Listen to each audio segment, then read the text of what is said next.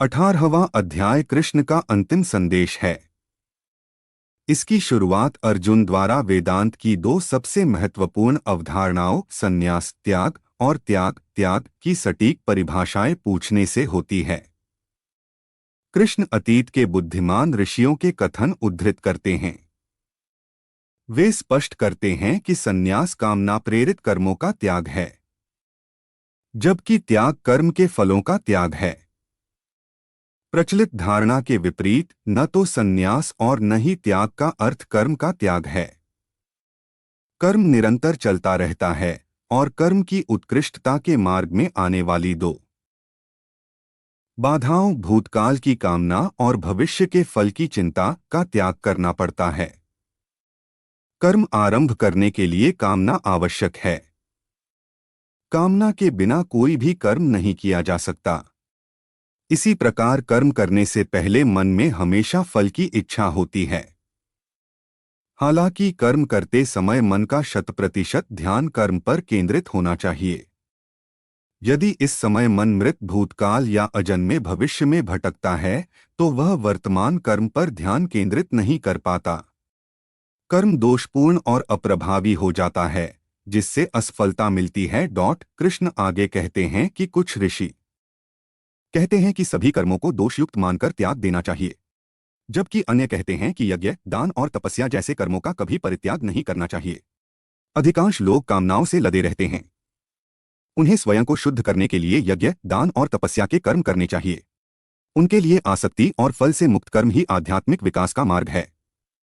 जो विरला व्यक्ति साक्षात्कार के कगार पर है और पूर्णतः ध्यान में लीन है, उसे अंतिम विचार मंत्र, जो अब एक बाधा है, को त्याग देना चाहिए। यह उसे आत्मज्ञान की उच्च अवस्था में त्याग 3 प्रकार का होता है: सात्विक, राजसिक और तामसिक। मोहवश अनिवार्य कर्मों का त्याग करना तामसिक है। यह त्याग नहीं है। मिथ्या या राजसिक त्याग वह है जो कष्टदायक कर्मों का त्याग शारीरिक कष्ट के भय से करता है। सच्चा या सात्विक त्याग वह है जो आसक्ति और फल का त्याग करके अनिवार्य कर्म करना चाहिए। इसके बाद यह अध्याय कर्म के 5 विशिष्ट पहलुओं का विश्लेषण करता है: शरीर, कर्ता, विभिन्न साधन, मन, बुद्धि, अहंकार, इंद्रिया और बाह्य साधन, उनके संबंधित कार्य, और 5वां ईश्वर। ईश्वरीय आत्मा निष्क्रिय रहती है, लेकिन अन्य सभी सत्ताओं को सजीव करती है और उन्हें कार्य करने में सक्षम बनाती है। यदि आप आत्मा से तादात्म्य स्थापित करते हैं, न कि व्यक्तित्व से, तो कर्म एक दिव्य आयाम ग्रहण कर लेता है। कर्म ही पूजा बन जाता है। ऐसा कर्म आपको बांधता नहीं, यहां तक कि हत्या का कर्म भी नहीं। अगला भाग हमारे व्यक्तित्व के बारे में एक शानदार अंतर्दृष्टि प्रदान करता है। सत्व, रज और तम गुण हमारे व्यक्तित्व के प्रत्येक पहलू पर प्रभाव डालते हैं।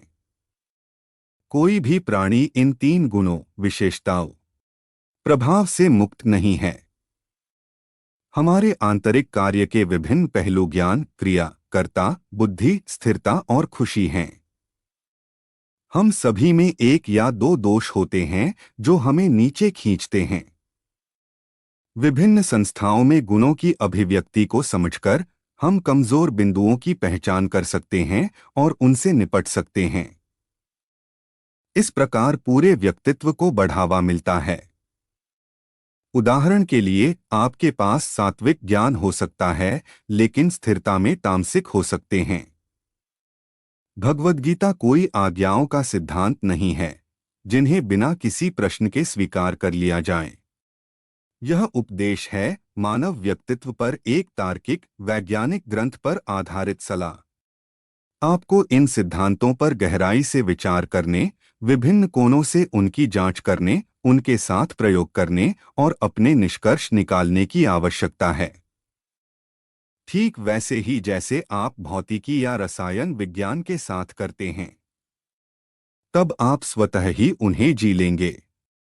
आप गीता में बताए गए सत्यों का अनुभव करेंगे और संसार में रहते हुए मुक्ति पाएंगे।